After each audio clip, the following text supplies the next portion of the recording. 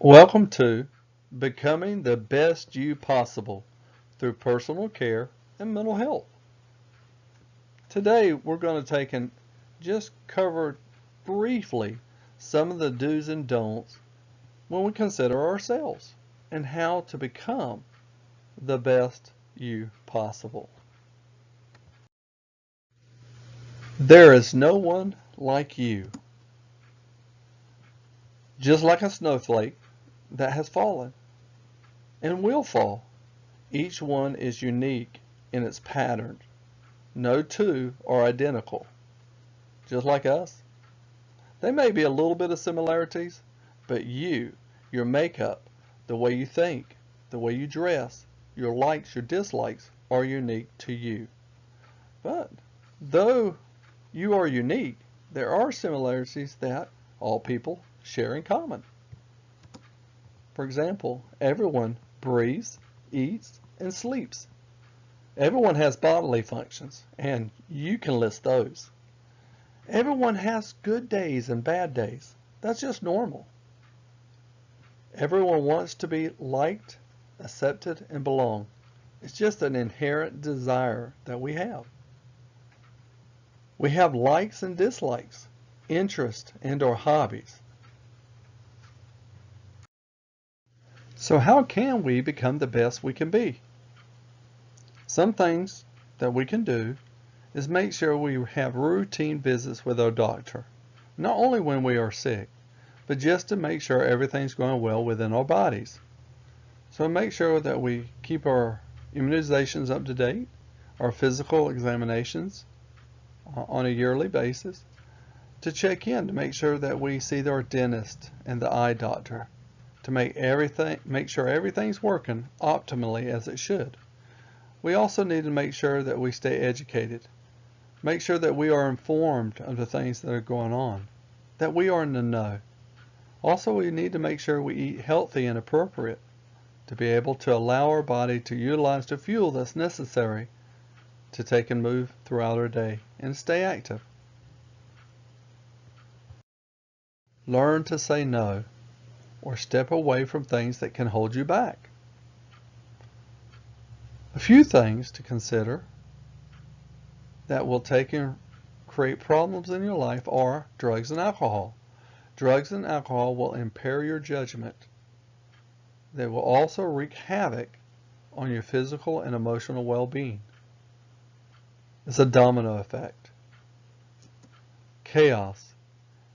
Chaos in one's life for a long period of time can take and increase anxiety and stress, again, affecting your physical and emotional well-being. Drama. Drama, the tug-of-war of he said, she said, can also increase stress and anxiety. Negative peers who are impulsive and not looking out for the well-being of you, but don't want to take and do things or say things alone. Again, being a follower to negative peers will create havoc on your physical and emotional well-being. That can lead to crime. Crime, which will put you into the courtroom and increase your stress and anxiety. Also, your self-esteem. So you're probably asking yourself, is that all I need to do? No, not quite. There's a little bit more to it than that. I want to share with you Cupid as an additional tool to be able to help you promote success. And I don't mean that type of Cupid neither. I'm talking about communication efficiency. Basically, learning a style and a skill set to verbally, non-verbally, and written form communicate an exchange of ideas about how you're feeling, your thoughts, your desires, your wishes to other people. To understand the impact of bias and bullying.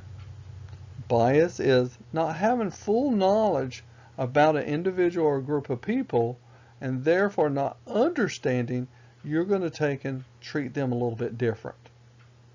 Bullying, however, whether it's individual or at a group, is basically a intentional treatment towards them that reflects negativity, such as it could be in a verbal negativity, it could be ignoring, or it could be physical intimidation. Understanding why somebody would do that can help you be in charge and take control on how to handle that situation. Promote a lifestyle of activity and network. Whether it be at school or the community, joining a sport or a club or going to church and being involved will allow you to network with like-minded people that will support you not only in the here and now, but in the future. Identify members within your family and your community that can support you in times of need. But not only in times of need, but also in times of pleasure and relaxation. Identify those individuals that can take and help you the most. Also, you want to know the difference between perception and reality. Perception is what you think is going on, and reality is an actuality of what's going on. Know the difference. That will help you be able to how to respond. All this will help you understand mental health. Now I would like to share with you, because I'm tired of hearing myself talk, so I would like you to listen to an Australian guy explain what mental health is. Mental health is a state of well-being in which the individual realises his or her own abilities, can cope with the normal stresses of life, can work productively and fruitfully, and is able to make a contribution to his or her community. Now that's good, but it's long. We could boil it down to this. Mental health is our ability to respond to challenges. To understand mental health, let's do some true and false. We all have mental health. Is that true or false? It is true. Just like physical health, we all have mental health. And to be able to help us understand it a little bit better and how some people cope with it, I would like to share this little video with you.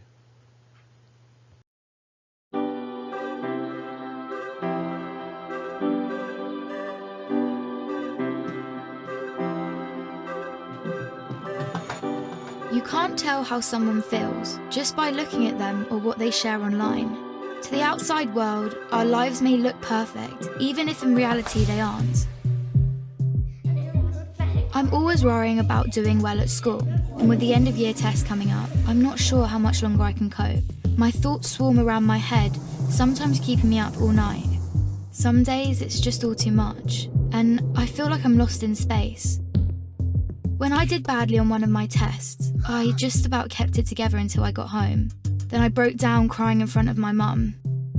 She listened for a bit, and then she told me that, just like physical health, we all have mental health. It's our feelings, our thinking, our emotions, and our moods. She then said that feeling down, angry, and stressed is a normal part of life, just like it's normal to feel happy, confident, and carefree sometimes. We all have positive and negative emotions that come and go based on what's happening around us. These are everyday feelings. Good mental health means experiencing negative emotions. It's not always about being happy. Mum can relate to the feelings of stress. So when Mum suggested I take a break from everything and do something I enjoy, I actually took her advice. So I made myself a hot chocolate, snuggled up in a duvet and watched a film. And you know what? Afterwards I felt so much better. Mum should take her own advice. Most of us only ever share the good things. We don't like to share how we really feel. Every morning when I wake up, negative thoughts stream through my head. Getting out of bed and pretending I'm okay takes all the energy I have. As the day goes on, the negative thoughts turn from a stream into a river. The water rushes through my head so loudly it's hard to concentrate in lessons. and some days it's so bad it feels like a waterfall that's trying to pull me over the edge. Everything is so overwhelming. I didn't think my friends would understand if I told them how down I was feeling. But when Sasha opened up to me about how stressed she was feeling, I told her. I wasn't sure how to bring up how I'd been feeling, so I started by saying that I didn't feel like myself. Just her listening made me feel like she understood. She told me some things that had helped her, so I tried them too, but it didn't make much of a difference. Even when I tried to be around my friends, I felt alone. The things I used to enjoy weren't fun anymore. I was really worried about Andre and not sure what to do. He was quiet and wasn't hanging out with us like he used to. So I asked our head of year for some advice. He suggested I get Andre to speak to him since his negative feelings weren't going away. I didn't want to speak to our head of year, but I also didn't want to keep feeling so down, so I went. He said that sometimes we have overwhelming feelings that can be more intense than our everyday feelings. These feelings hang around for a long time and change the way we feel, think, and behave. They can stop us doing what we want to in life. That's what I was going through. He also said that if we're physically unwell, we let people know, we ask for help. It should be no different with mental health. Sometimes our overwhelming feelings are brought on because of things in our life. Sometimes they happen for no reason at all. After hearing this, I felt much less alone and it felt good to talk. Scientists have found exercise can help when you're feeling low, so our head of year encouraged me to sign up to the school football club, which Sasha was already in. I still have days when the river is there, but now I'm beginning to understand my mental health. I'm learning how to cope. Our head of year reminded me that my friends, family, teachers, and lots of others at school are there to help just as much as he is. I had no idea the people around me could be so understanding. And while it's not always easy to talk about my mental health, the person I'm talking to might be able to help. If you don't feel like talking, that's fine. You could try writing, sports, reading, art, music, playing with your pet, whatever makes you feel better. If you're the person someone talks to when they're struggling, just listen with no pressure or judgments. You don't have to have the answer. If you feel unsure about anything, you can speak to a trusted adult. Talking about mental health doesn't have to be difficult. After all, it's something we all have.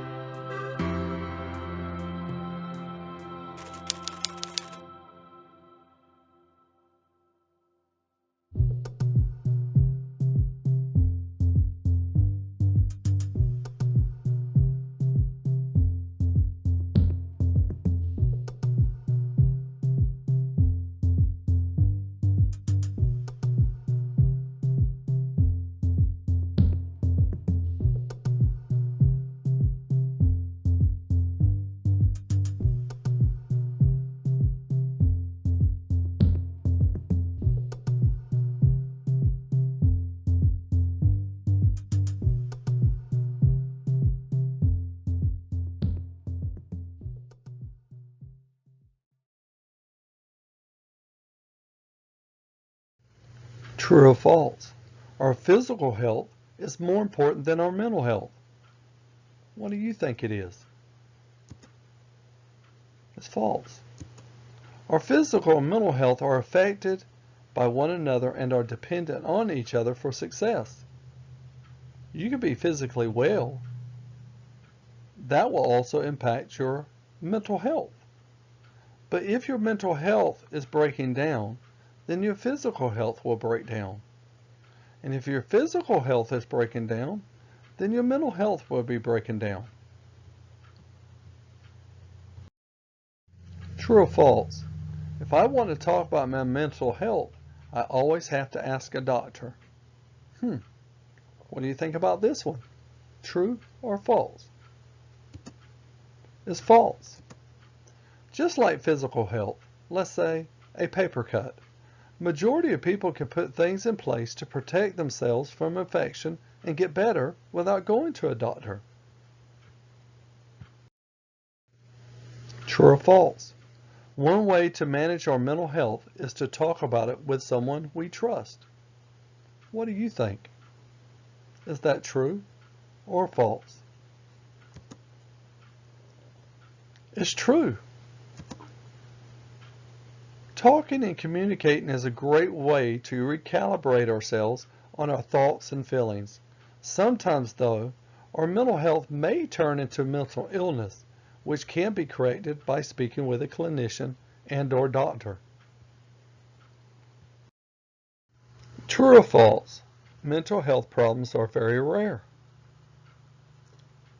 What do you think? Is it true that mental health problems are very rare? Or is that false? It's false. 1 in 4 people will experience a mental health problem in any 1 year.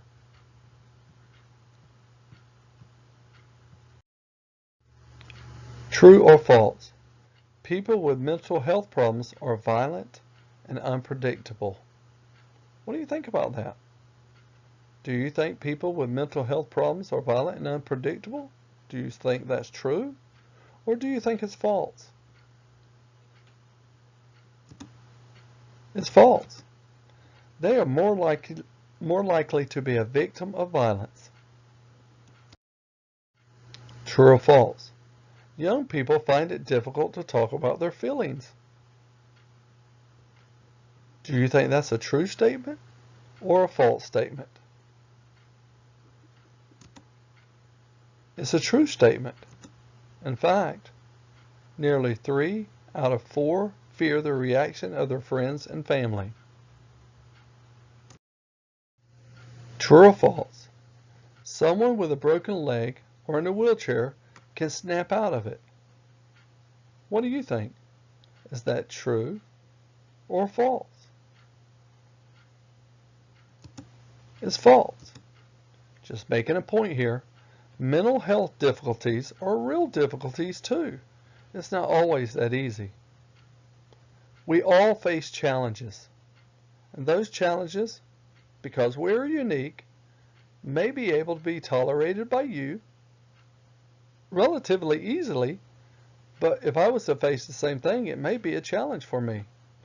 I'll tell you what, let's have the same Australian guy come and talk to us again about that. What kind of challenges? It could be anything, from a sudden encounter with a tiger to anticipating an exam. It could be something physical like an illness, something social like bullying or being left out. It could be an all-consuming crush on someone or a to-do list the size of a shark.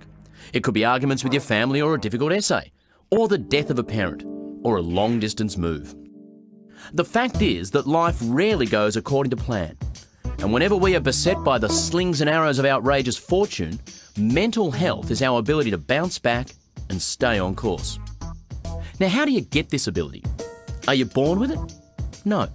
Mental health can change, and the things that tend to shape it are called risk factors and protective factors. Protective factors, such as a sense of self-efficacy, a supportive family, or strong friendships, tend to cushion and support you, making it more likely that you'll maintain a state of positive mental health and stay on track. On the other hand, risk factors such as chronic illness or low socioeconomic status can have the opposite effect, exacerbating the impact of disruptions in your life and making it more likely you'll experience a decline in mental health. The good news is that protective factors can offset risk factors. And even better news is that protective factors introduced in early years can help shape positive mental health across a person's lifespan. So if a student asks you, what is mental health? You can say mental health is a state of mind that allows you to cope with the endlessly inventive challenges life throws at you, and that state of mind can be at any time eroded by risk factors or supported by protective factors. That's a great explanation, and your student will love and respect you for it. But it does raise another important question. If you wanted to improve the mental health of as many people as you possibly could, what do you think would be the best time and place to do that? I hope that helps. Give a little bit more explaining about mental health and the ups and downs of challenges that we all have to face. But do like Smokey the Bear's cousin says do. Only you can determine your success. And to do so, being self-aware of your thoughts, your feelings, emotions, your beliefs, and your perceptions. This is the foundation that will prepare and propel you to success in life, to be able to dodge obstacles that may come your way, to be able to cope when life is challenging. I appreciate the time that you spent with me. Congratulations. You have learned a little bit about mental health. Go out and build on that foundation of mental health, taking care of yourself, not only the physical aspects of your life, the academic aspects of your life, but also your mental health by choosing who your friends are and who you want to associate with. Thank you so much, and you have a great life.